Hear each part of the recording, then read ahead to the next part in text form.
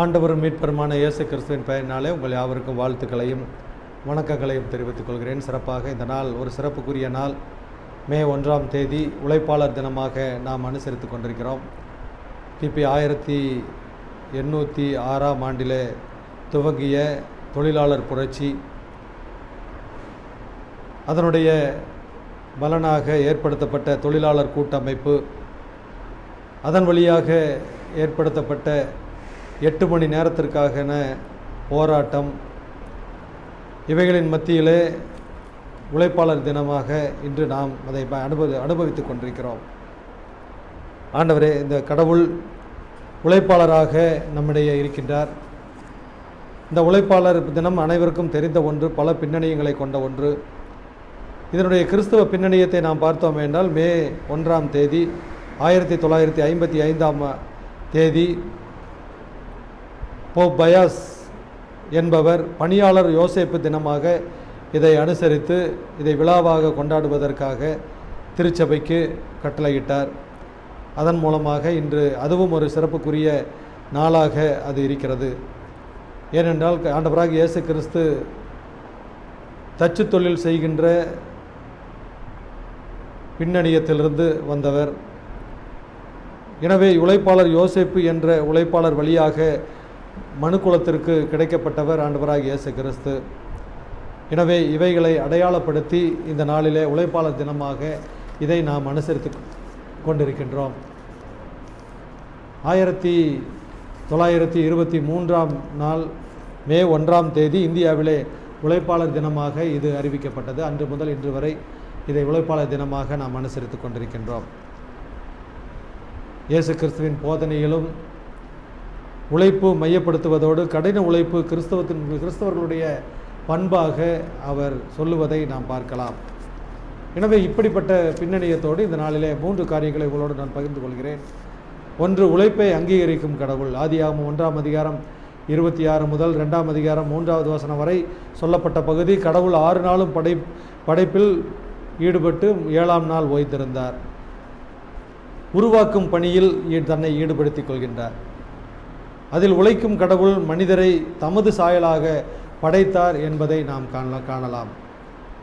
கடவுளின் சாயலாக படைக்கப்பட்ட நாம் உழைப்பின் வழியாக மேன்மை அடைய வேண்டும் என்பதை கடவுள் இந்த இடத்திலே சொல்லுவதை நாம் பார்க்கலாம். காமராஜர் அழகாக சொல்லுவார், சமதர்மம் சமுதாயம் உருவாக கல்வியும் கடின உழைப்பும் வேண்டும் என்று சொல்வார். அந்த கூற்று மிகப்பெரிய உண்மையான ஒன்று. கடின உழைப்பின் வழியாகத்தான் இந்த மனுக்குலம் உயரும், மனுக்குலம் வாழ்வு பெறும், மனுக்குலம் பல நன்மைகளை பெற்றுக்கொள்ள முடியும். ஆகவே உழைக்கும் மக்களை, உழைப்பை அங்கீகரிக்கும் கடவுள் என்பதை ஆதியாகமம் முதல் நாம் பல இடங்களிலே நாம் பார்க்கலாம். 6 நாளும் அவர் பணி செய்து 7ஆம் நாளிலே ஓய்ந்திருந்தார். பணி செய்கிறவர்களுக்கு ஓய்வு தேவை. சும்மா இருந்து உண்டு கொண்டிருப்பவர்களுக்கு ஓய்வு அவசியமில்லை. ஆனால் பணி செய்கிறவர்களுக்கு ஓய்வு அவசியம் என்பதை கடவுள் தன்னுடைய பணியின் வழியாக வெளிப்படுத்துவதை நாம் பார்க்கலாம். அன்புக்குரிய இறை மக்களே, நம்முடைய கடவுள் உழைப்பை அங்கீகரிக்கிற கடவுளாக இருக்கிறார். இதன் வழியாக மனுக்குலம் வாழ்வு பெறும் என்பதில் எல்லளவும் சந்தேகமே இல்லை. இரண்டாவதாக, உழைக்கும் மக்கள் பிறருக்கு உதவுவார்கள். யோவான் நற்செய்தி நூல் 5ஆம் அதிகாரம் 1 முதல் 10 வசனங்களை நாம் பார்த்தோம் என்றால், உழைக்கும் மக்கள், உழைக்கும் ஆண்டவரின் செயல் மற்றவர்களுக்கு வாழ்வு பெறுவதை அவர் விரும்புகின்றார். மற்றவர்கள் வாழ்வு பெற வேண்டும் என்பதை கடவுள் இந்த இடத்திலே நமக்கு வெளிப்படுத்துகிறார். கடவுளுடைய பின்னணியம், அவர் தச்சன் மகனாக உழைப்பாளர் முழுவதுமாக ஈடுபடுத்திக் கொள்கின்றார். அவர் இந்த உலகத்திலே வாழ்ந்த அந்த 33 ஆண்டுகளிலே அந்த 3 ஆண்டுகளுடைய திருப்பணி மற்றவர்களுக்கு வாழ்வு கொடுக்கிற திருப்பணியாக அதிலே இருந்தது. இந்த கடின உழைப்பு தனக்கு வேண்டும் என்றால், கடின உழைப்பினுடைய பலனை நாம் பெற்றுக்கொள்ள வேண்டும் என்றால், அந்த உழைப்பின் வழியாக மற்றவர்கள் வாழ்வு பெற வேண்டும். அந்த உழைப்பு மற்றவர்களுக்கு உதவ வேண்டும். இந்த இடத்துல கடவுளின் சாயலாக படைக்கப்பட்ட நமக்கு கொடுக்கப்பட்டிருக்கிற காரியம் என்னவென்றால், மற்றவர்களுக்காக நாம் வாழ்வு கொடுப்பதற்கு நாம் அழைக்கப்படுகிறோம். இந்த இடத்துல 38 வருடம் நோயுற்ற ஒருவர், யாரும் உதவாத சூழ்நிலையிலே இயேசு கிறிஸ்து உதவுகின்றார். அவனுடைய படுக்கை எடுத்துக்கொண்டு நடப்பதற்குரிய சுகமாக்குவதற்குரிய செயல்பாடை அங்கு செய்கின்றார். அந்த இடத்திலே தன்னுடைய உழைப்பின் வழியாக ஒரு மகன் வாழ்வு பெறுவதை நாம் பார்க்கலாம். அன்புக்குரிய இறை மக்களே, நம்மை சுற்றி எத்தனையோ மக்கள் இப்படி தேவையுள்ள மக்கள் இருந்து கொண்டிருக்கிறார்கள். நம்முடைய உழைப்பு எப்பொழுது பலன் தரும் என்பதென்றால் மற்றவர்களுக்கு உதவும் பொழுது அது பலன் தரும் என்பதை நாம் தெரிந்து கொள்ள வேண்டும். ஆகவே விடுதலை வாழ்வுக்காக இயங்கிக் கொண்டிருக்கிறவர்களுக்கு நம்முடைய உழைப்பு பலன் தர வேண்டும்.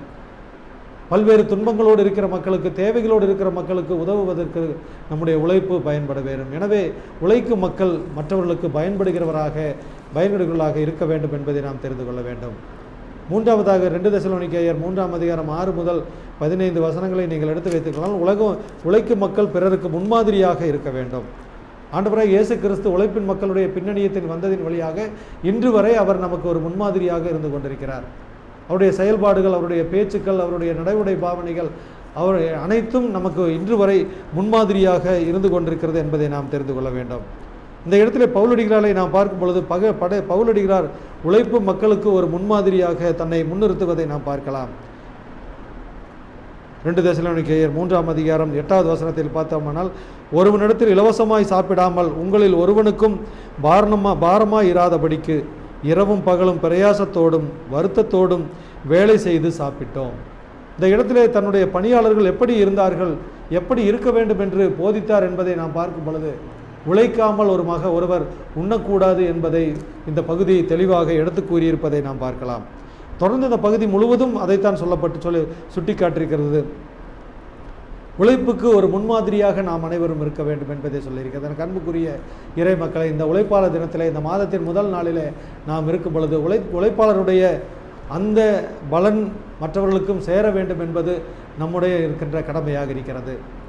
இன்று உழைப்பாளர்கள் அந்த உழைப்பின் பலனை முழுவதுமாக அனுபவிக்கிறார்களா என்றால் இல்லை என்று தான் சொல்ல முடியும்.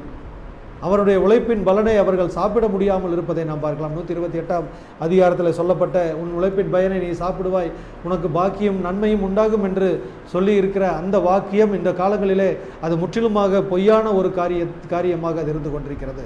அதற்கு காரணம் இன்று இந்த மனித சமுதாயம் என்ன நோக்கத்திற்காக படைக்கப்பட்டதோ அந்த நோக்கத்திலிருந்து முற்றிலுமாக விலகி இருப்பதினால் அது இன்றும் ஒரு நடைமுறைக்கு வராத சூழ்நிலையில் இருக்கிறது. ஏனென்றால் இன்று உழைக்கும் மக்கள் அவைகளை முழுவதுமாக அனுபவிப்பதற்கு கூடாத சூழ்நிலையில் இருந்து கொண்டிருக்கிறார்கள்.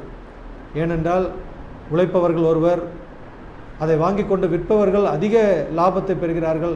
உழைக்கும் மக்கள் தன்னுடைய லாபத்தை பெற முடியாத சூழ்நிலையில் இருந்து கொண்டிருப்பதை பார்க்கலாம். இந்த நிலையெல்லாம் மாற வேண்டும் என்றால், ஒரு நல்ல சமூகம் உருவாக வேண்டும் என்றால், உழைக்கும் மக்கள் மற்றவர்களுக்கு வாழ்வளிக்கின்ற மக்களாக இருக்கும் பொழுது அதனுடைய பலனை நாம் பெற்றுக்கொள்வோம்.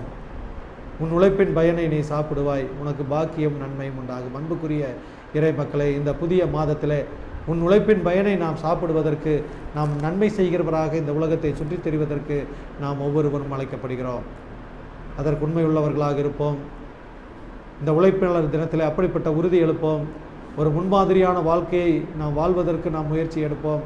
அந்த முன்மாதிரியான வாழ்க்கை கடவுளுடைய நாமத்தை மகிமைப்படுத்தக்கூடியதாக இருந்தது என்றால், உழைக்கும் வர்க்கம் உன் உழைப்பின் பயனை நீ சாப்பிடுவாய், உனக்கு பாக்கியமும் நன்மையும் உண்டாகும். இந்த மாதம் முழுவதும் உன்னுடைய உழைப்பின் பயனை சாப்பிடுவதற்கு எவைகளையெல்லாம் கடவுள் சொல்லி இருக்கிறாரோ அவைகளின்படி நடந்து கடவுளுடைய ஆசீர்வாதத்தை பெற்றுக்கொள்ள கடவுள் உங்களுக்கு கிருபை செய்வாராக.